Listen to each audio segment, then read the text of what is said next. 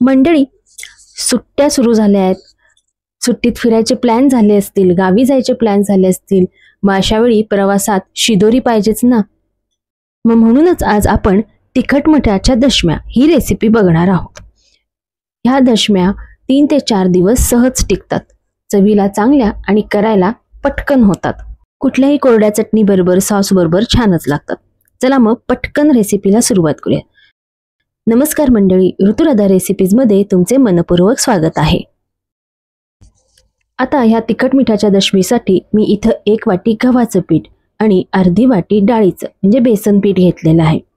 ह्याच्यात आपल्याला चवीनुसार मीठ घालायचं, रंग चांगला येण्यासाठी किंचित हळद घालायची, अर्धा चमचा हळद घेतली, अर्धा चमचा ओवा मी हातावर चांगला चुरून घेतला म्हणजे त्याचा वास चांगला लागेल. तसेच जिरेपूड अर्धा चमचा आणि धनेपूड आपण अर्धा चमचा घेऊया. त्यानंतर ह्याच्यामध्ये आपल्या आवडीप्रमाणे लाल तिखट घ्या. इथं मीच 1 मोठा चमचा लाल तिखट घेतले. हे बेडगी मिरचीचं तिखट आहे, त्याच्यामुळं रंग सुद्धा चांगला येईल.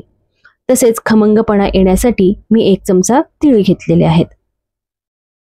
आता या मिश्रणामध्ये आपल्याला 1 चमचा कच्चं तेल वापरायचंय. इथं मी 1 चमचा कच्चं तेल घातलं. आता आपण हे मिश्रण व्यवस्थित मिक्स करून घेऊया. सगळे मसाले, तिखट, मीठ, पीठ आणि तेल व्यवस्थित मिक्स झालं पाहिजे. मिश्रण चांगलं मिक्स करून घ्या. हे बघा, हाताने आपण हे पीठ दाबलं की असा त्याचा गोळा झाला पाहिजे, म्हणजे तेलाचे प्रमाण योग्य आहे. आता मिश्रण मिक्स झाल्यानंतर ह्याच्यात गरजेनुसार पाणी घालून आपण पीठ मळून घेऊया. पीठ मळून झाल्यानंतर सुद्धा वरून थोडंसं तेल घालून आपण हे परत एकदा व्यवस्थित मळून घ्यायचंय. आता मी इथे 1 वाटीच्या प्रमाणात केलेलं आहे. तुम्ही त्याच अंदाजाने प्रमाण कमी जास्त करू शकता. इथं आपलं तिखट मिठाच्या दशमीचं पीठ मळून झालेलं आहे. पोळीचं कणिक जितपत घट्ट असतं तितपत घट्ट हे कणिक मळावं. आता आपण ह्याचे छोटे छोटे गोळे करून घेऊया. आपण ह्याचे छोटे छोटे उंडे करून घेतले आणि आता लाटून घेऊया. फार पातळ नाही आणि अगदी जाड नाही, साधारण पराठे जसे किंवा धपाटे जसे असतात तितपत जाड आपल्याला हे लाटून घ्यायचे आणि भाजून घ्यायचे. दोन्ही बाजूला तेल किंवा तूप सोडून छान खमंग अशी ही दशमी आपल्याला भाजून घ्यायची.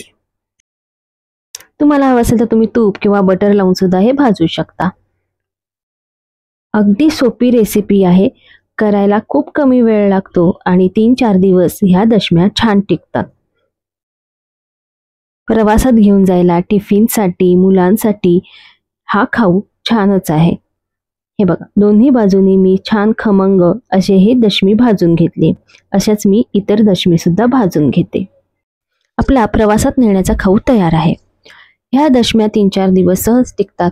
कुठल्याही कोरड्या चटणी बरोबर, सॉस, लोणचं ह्याच्याबरोबर ह्या छान लागतात. तसं वेगवेगळ्या चटण्यांचे प्रकार आपण आपल्या चॅनलवर ऑलरेडी दाखवलेले आहेत.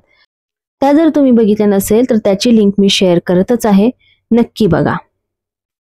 आता इथे मी दशमी बरोबर शेंगदाण्याची कोरडी चटणी आणि साजूक तूप घेतलेला आहे. बघा किती सुरेख रंग आपल्या ह्या दशमीला आलेला आहे आणि चवीला तेवढीच छान झालेली आहे.